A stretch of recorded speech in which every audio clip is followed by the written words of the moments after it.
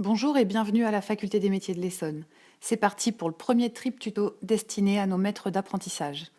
Nous allons voir ensemble comment optimiser le suivi de votre apprenti par notre espace numérique de travail. On va donc se connecter à ent.fdme91.fr, puis s'authentifier avec l'identifiant et le mot de passe qui vous ont été envoyés par courrier. Si vous ne les avez pas reçus, je vous invite à nous contacter par mail à info.ent@fdme91.fr en indiquant votre nom et prénom, le nom de votre entreprise et du jeune que vous encadrez en précisant sa formation.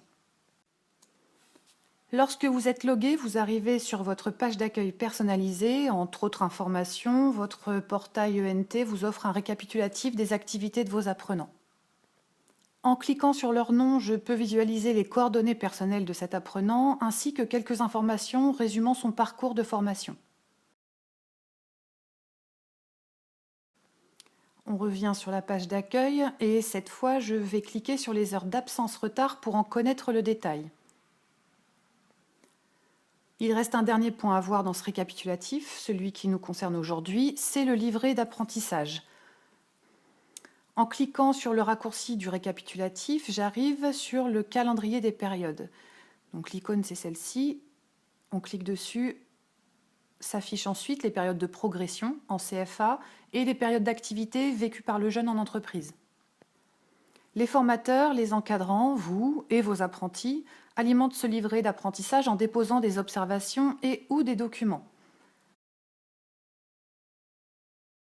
Pour consulter ce que les icônes indiquent, cliquez dessus et vous pourrez lire les commentaires de chacun, savoir quand ils ont été saisis et s'ils ont été vus par d'autres.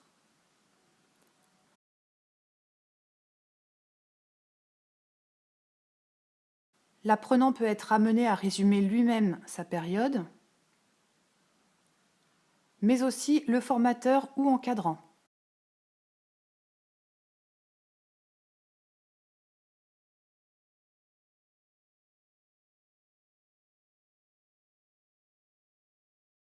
La fonction de dépôt de documents permet à chacun de mettre à disposition des supports utiles à la formation, dans la limite toujours de 128 MO.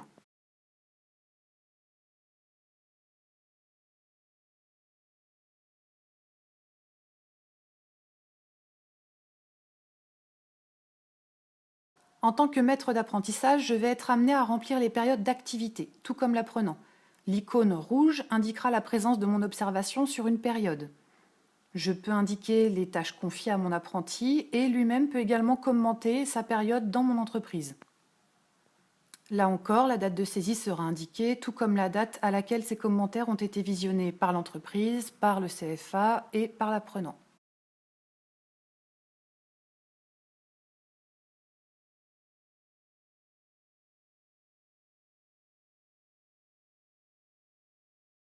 C'est en validant mon observation que le statut s'actualise.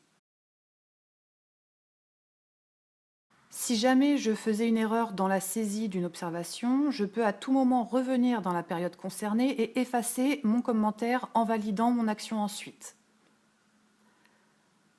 Comme vous pouvez le voir, ma saisie a bien été effacée et l'icône disparaîtra dès la prochaine mise à jour Ipareo.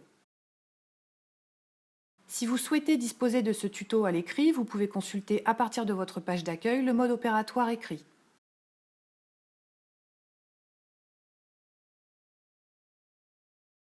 Enfin, pour nous contacter, le raccourci à la droite de votre écran vous permettra de prendre connaissance des coordonnées de nos différents campus.